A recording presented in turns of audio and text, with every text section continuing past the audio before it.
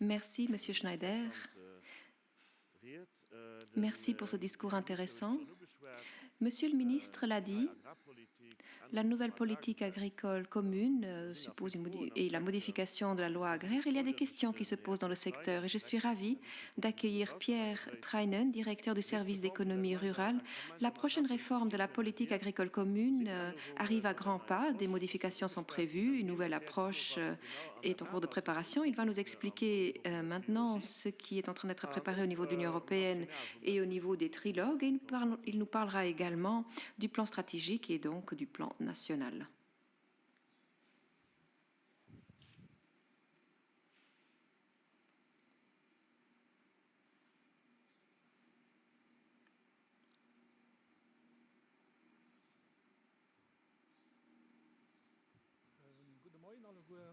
Bonjour à toutes et à tous. Tout d'abord, merci aux organisateurs. Merci pour l'invitation et la possibilité de faire une présentation sur la nouvelle PAC après 2020.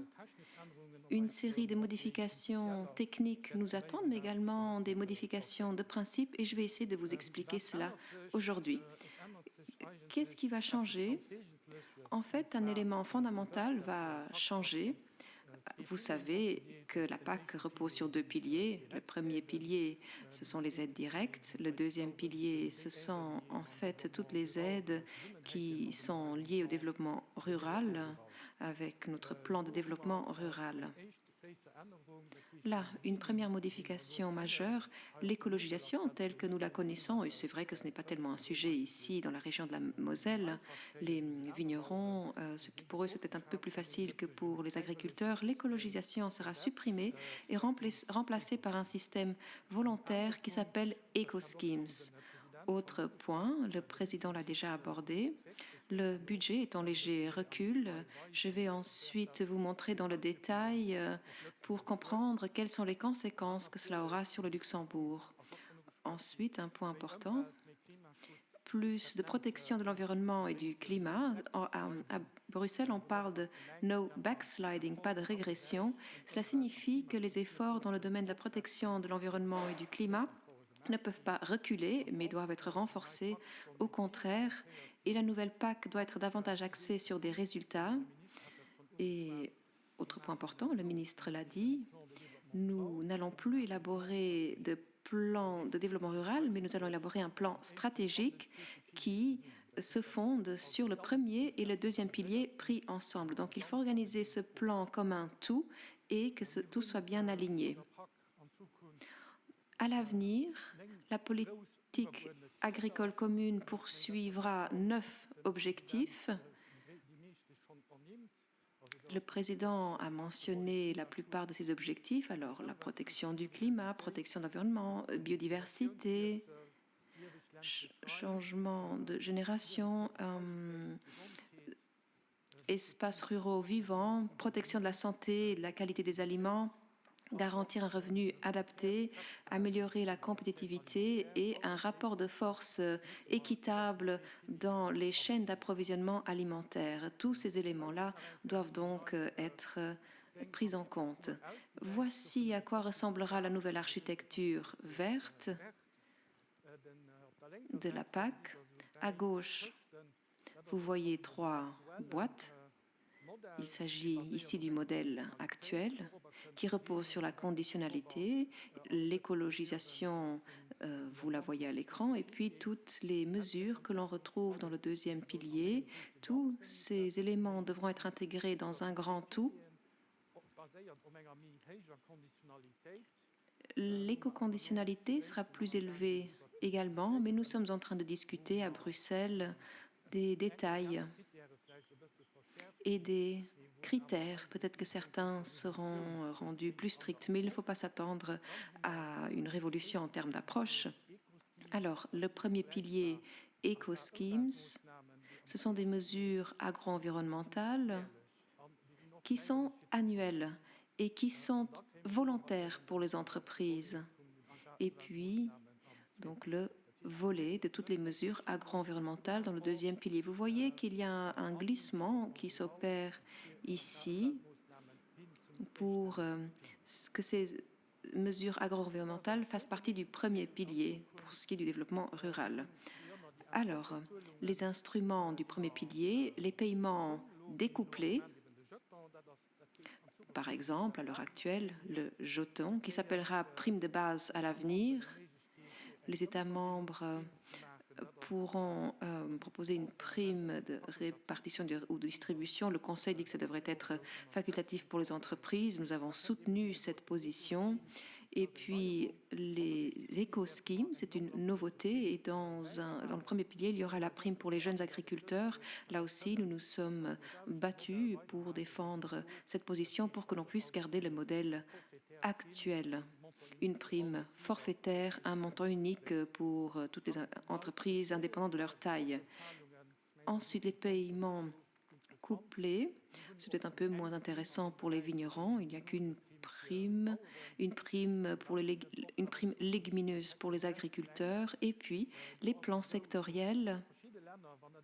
Là, certains États membres ont reçu une enveloppe pour la viticulture. Ce n'est pas le cas de Luxembourg, parce qu'au moment où les jetons ont été introduits, nous avions décidé que cette enveloppe serait intégrée dans les jetons. C'est la raison pour laquelle le Luxembourg ne figure pas sur cette liste. Voici donc l'explication. Ensuite, je voudrais entrer dans le détail des éco-schemes. C'est la grande nouveauté. Tout d'abord, les États membres doivent proposer des éco-schemes. Ce n'est pas facultatif, c'est obligatoire. Mais ces éco-schemes sont facultatifs pour les entreprises. Donc l'entreprise ne doit pas nécessairement profiter de ces éléments-là, mais peut en profiter. Donc cela peut se faire par hectare ou par tête de bétail. Et il faut que ces éco-schemes contribuent aux objectifs environnementaux. Ensuite, il faut aller plus loin que les normes existantes, sinon il ne sera pas possible de verser une prime. Autre modification par rapport aux mesures agro-environnementales, il n'est pas besoin ici de conclure un contrat, ce sont des mesures annuelles. C'est un petit peu comme d'autres primes. Il faut éviter de ne pas avoir de doublons de mesures, et ce sera le grand défi. Et donc, nous sommes battus pour que ces mesures dans le deuxième pilier soient comptabilisées dans le tout.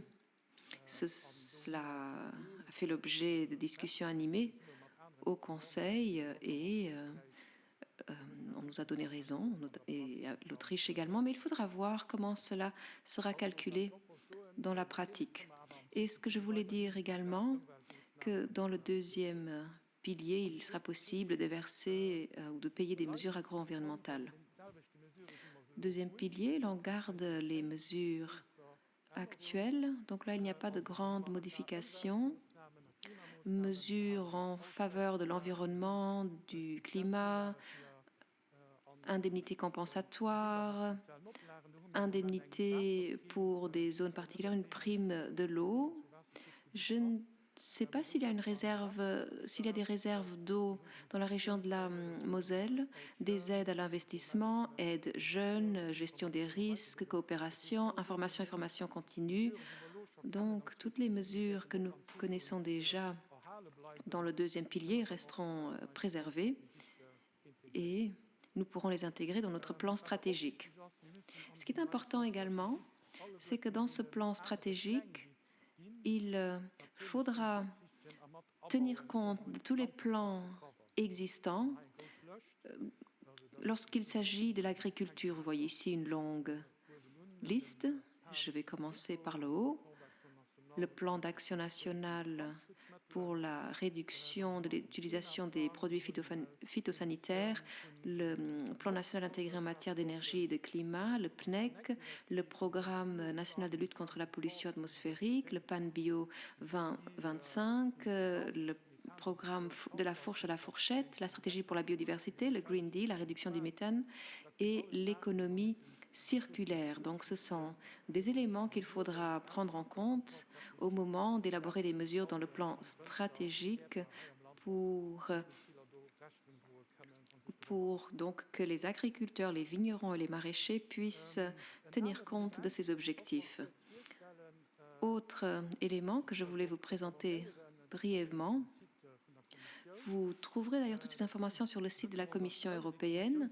Ce sont des recommandations élaborées par la Commission européenne sur les objectifs spécifiques que les États membres peuvent intégrer dans leur plan stratégique.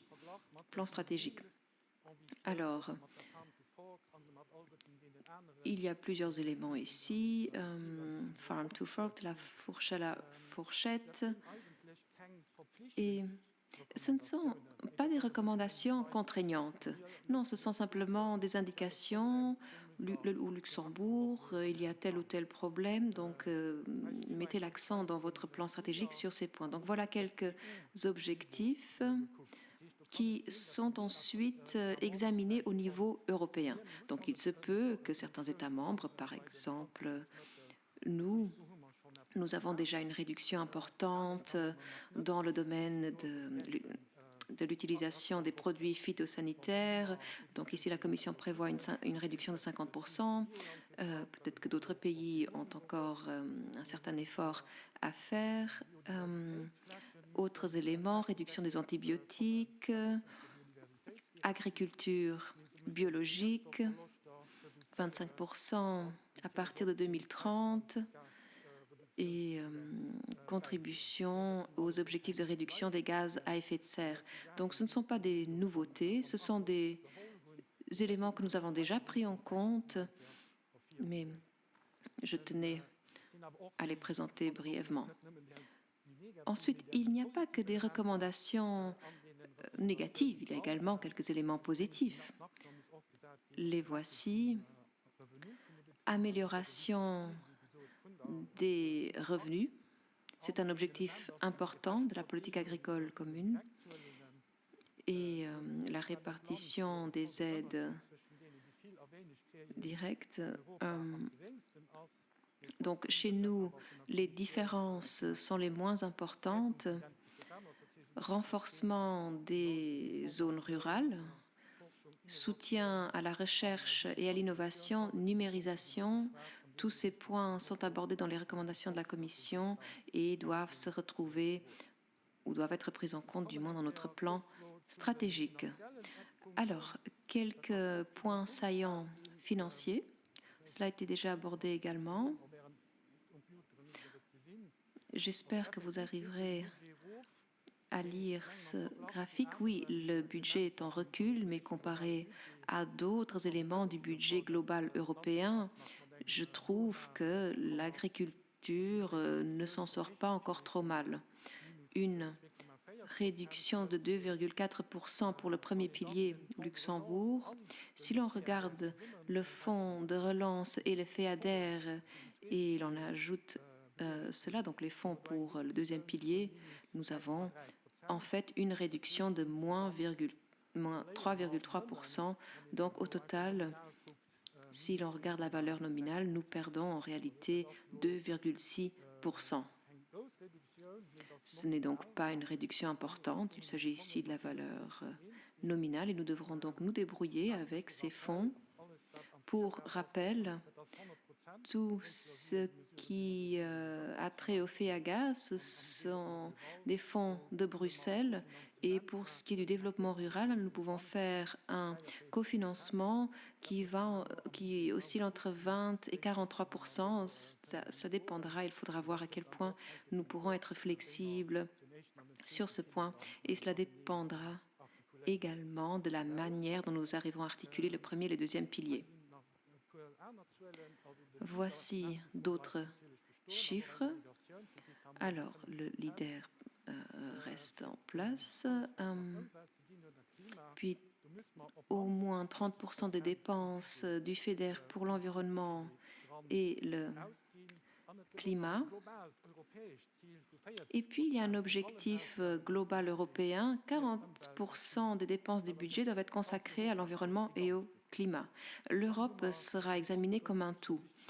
Ensuite, une valeur importante, les éco-schemes, donc dans le premier pilier. Le Conseil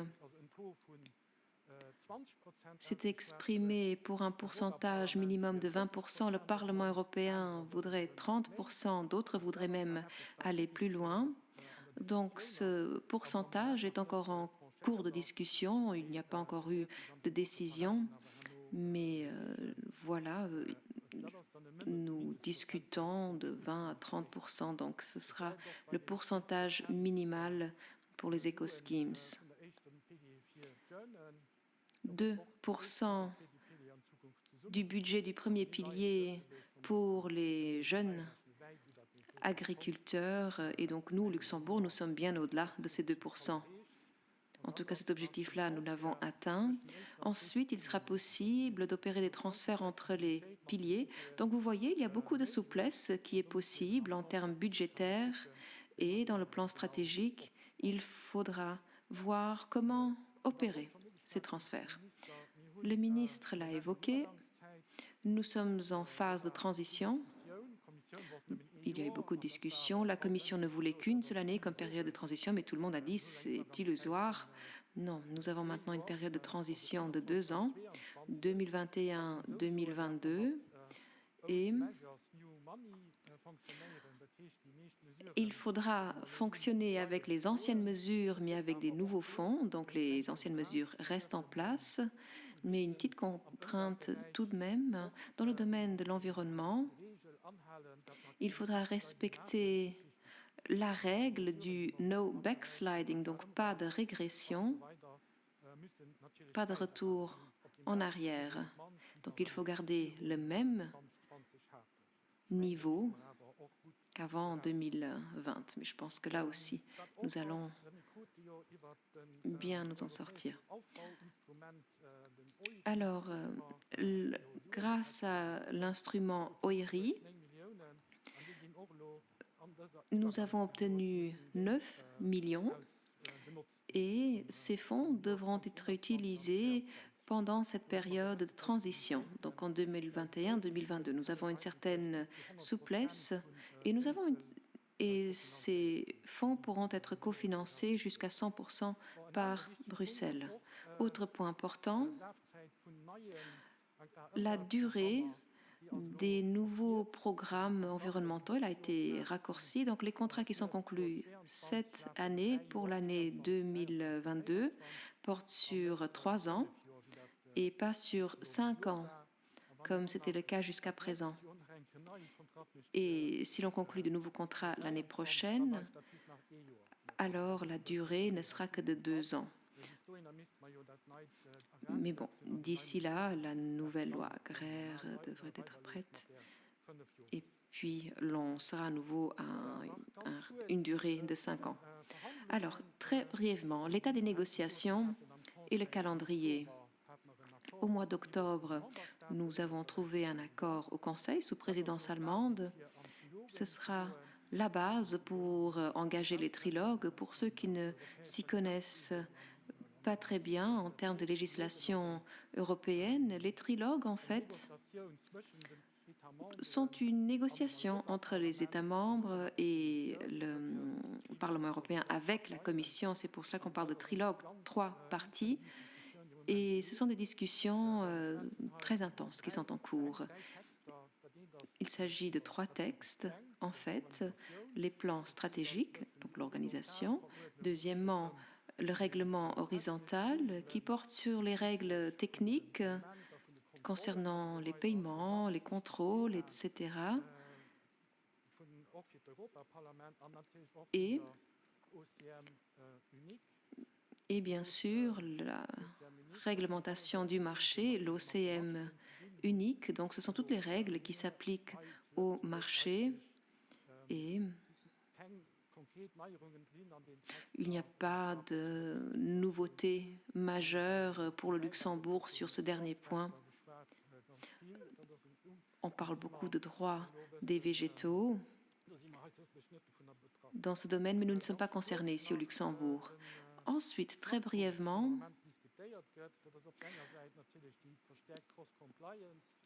l'on parle beaucoup de la conditionnalité renforcée et des nouveaux modèles de distribution, New Delivery Model. Le Parlement européen est un peu sceptique. Il craint une renationalisation de la PAC et dit que les contrôles reposent trop sur les États membres. Il faut veiller à ne pas rendre la chose trop compliquée. Voilà, en quelques mots, j'ai essayé de faire le point. Monsieur le ministre a dit que la première PAC s'appliquera à partir du 1er janvier 2023. Nous avons encore beaucoup de travail qui nous attend pour élaborer les textes. Je vous remercie pour votre attention.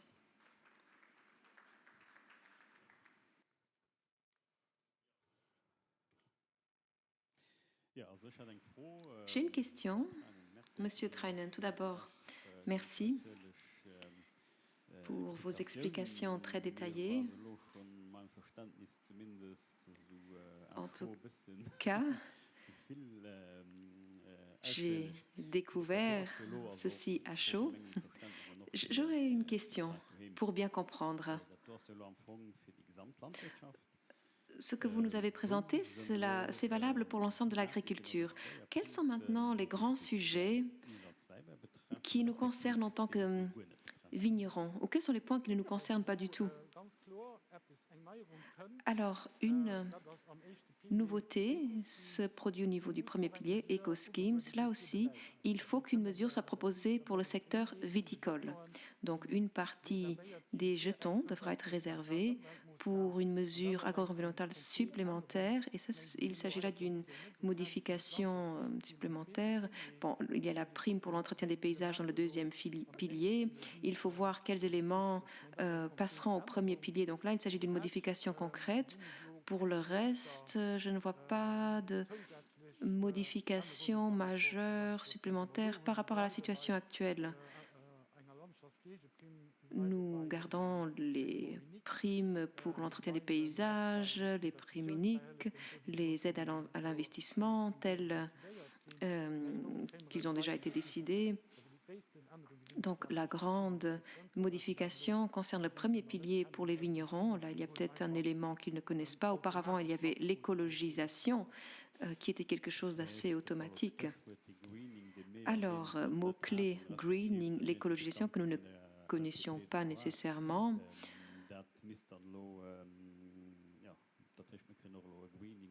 Donc, il y aura maintenant une écologisation. Si l'on prend l'ancien vocabulaire, oui, là, il faudra trouver une mesure adaptée et il faudra coopérer.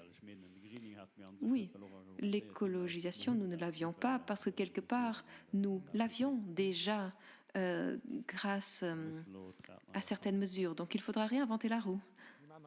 Nous ferons notre mieux. Okay, merci. Merci.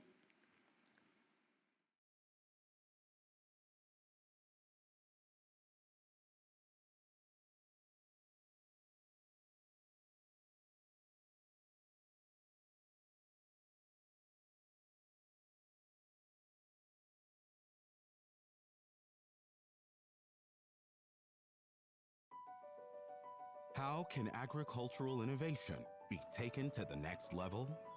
A highly efficient, reliable, and intelligent tool is the key. This is the DJI Agris T16. The Agris T16 was designed from the ground up. It features 6 rotors, an RTK dual redundancy system, and an avionic redundancy system. It has a payload of up to 16 liters, a spray rate of up to 4.8 liters per minute, and 8 sprinklers work perfectly with the downward airflow, resulting in an impressive spraying effect. It has a spray width of 6.5 meters, which can cover an area of 10 hectares per hour. The multi-aircraft control mode functions with the FPV camera as well as an HD video transmission system with a range of up to 3 kilometers, ensuring flight safety and boosting spraying efficiency.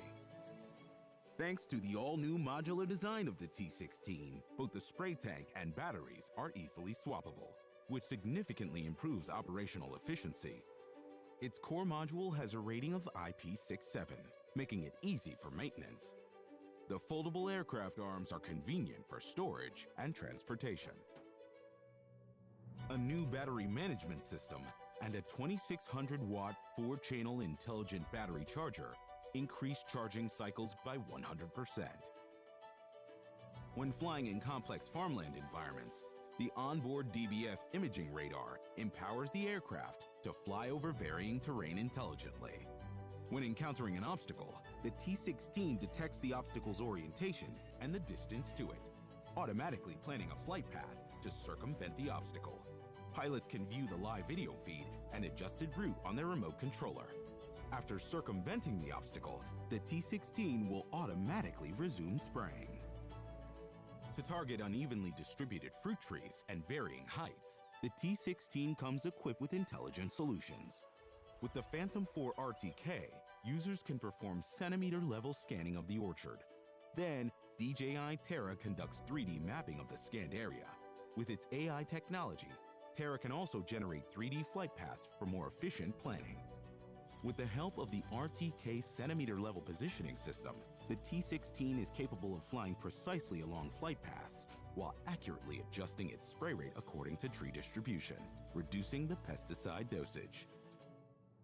The DJI Agris T-16 delivers more efficient, reliable, and intelligent solutions, pushing the boundaries of crop protection. It lifts agricultural efficiency to new heights, opening more possibilities for the future of agriculture.